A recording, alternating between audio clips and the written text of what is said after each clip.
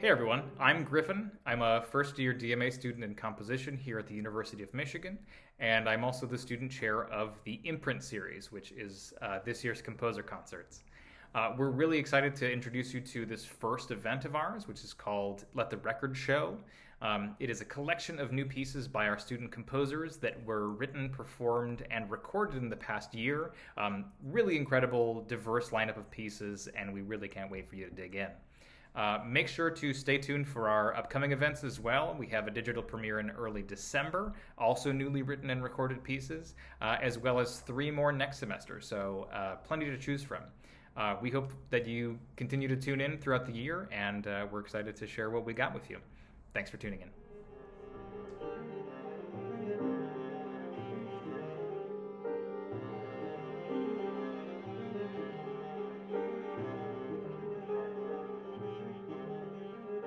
Do you just want to say something about how it came about and what your Yeah. inspiration was? So yeah, this is kind of a duet for solo cello with the fixed media electronics part, and that kind of overlays a pre-recorded audio file of this exactly the same piece but played in reverse, and that kind of results in this palindrome-like structure where these two parts are moving across each other in time. And at the midpoint of the piece, that kind of unfolds into kind of climactic, powerful unison moment for both the live performer and the track electronic part. And they kind of sonically mirror each other. And this kind of work mainly explores this different timbres of the solo instrument that emerges in kind of conversation with the electronic parts. And the main concept of this piece kind of centers around the idea of remembering and memory and misremembering and re-emergence of the past, and kind of challenges the audience to also listen to the time that flows in 2 directions at the same time. So yeah, that kind of is the pieces about. Great. I guess just to add to that, from the performance side of things, um, it's been so fun to dive into the palindrome idea. Uh, and I guess maybe I should mention an earlier draft of the piece. Um, you had written that the tape part and the live performance part would be stitched together based on the timing of certain structural moments. Mhm. And at a certain point along the way in the revision process, um, you had changed it to be more of a chamber music experience between the tape and the live part. Right. So I guess I'll say that that fundamentally changed everything about the way I approached the performance of it, because um, I had to become much more aware of what the reverse track was really doing at every given moment, Mhm. and how that fit together with the live portion. So um, I've had so much fun figuring out all the extended techniques and freaking my neighbors out about the scratch tones. And I feel very lucky to have been on this side of the creative process with Mhm. you, sort of ushering this piece into existence. And I can't wait for people to hear it.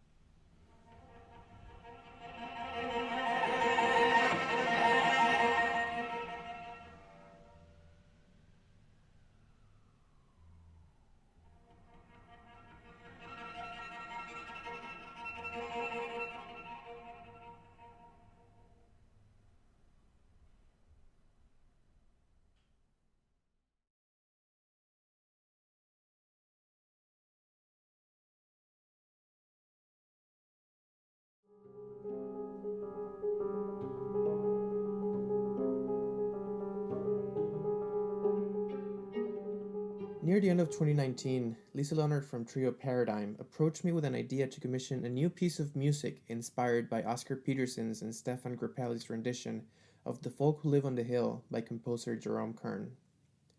As I began to work, I found myself facing the difficult task of writing a piece of music inspired by another, without copying and respecting its original composer and interpreters.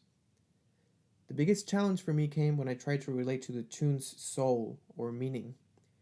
Their interpretation is full of beautiful virtuosic lines and rich harmony. It tells the story of hope and a dreamed future. But the idea of owning a big home and growing old and happy seemed so distant, to not say almost unachievable for today's youth, as we face unprecedented financial insecurity, social unrest, and political turmoil. Instead of telling a story that didn't reflect our present realities, I decided to create a work that is reminiscent of the original tune and Oscar Peterson's interpretation, but with an added bittersweet or unfulfilling tone. As the piece progresses, you will encounter many times when it feels as if we're about to reach some goal or finish line, only to be left wondering what could have been, going back to the beginning, or perhaps ending someplace else. Still, within this uncertainty, you will find times of momentary relief, community, and moments of hope. Now, allow me to introduce the incredible Dina Kostic, Susan Bergeron, and Lisa Leonard from Trio Paradigm, performing the virtual premiere of Paper Homes and Dreams Away.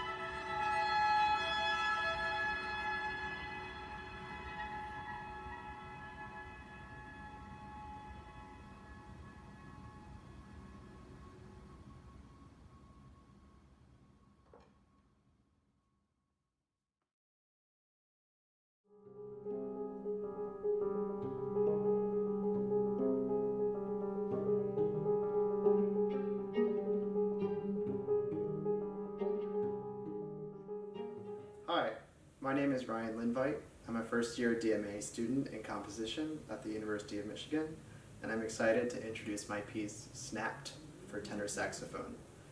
This piece was written as part of a project called Capriccio, which was a 24-hour project that matched Michigan performers and composers together.